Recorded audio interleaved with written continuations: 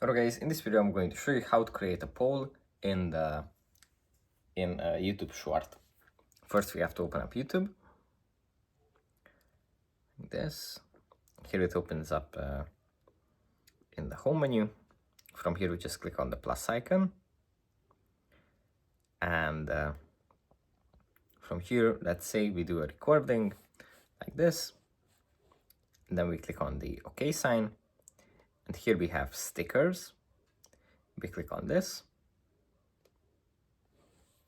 And after it loads, we will have 4 options here, and we will be able to click on the poll option, with which we can add a poll, basically, to our YouTube short. Yeah, that's basically it for this video. Don't forget to subscribe, and I'll see you in the next one. Bye.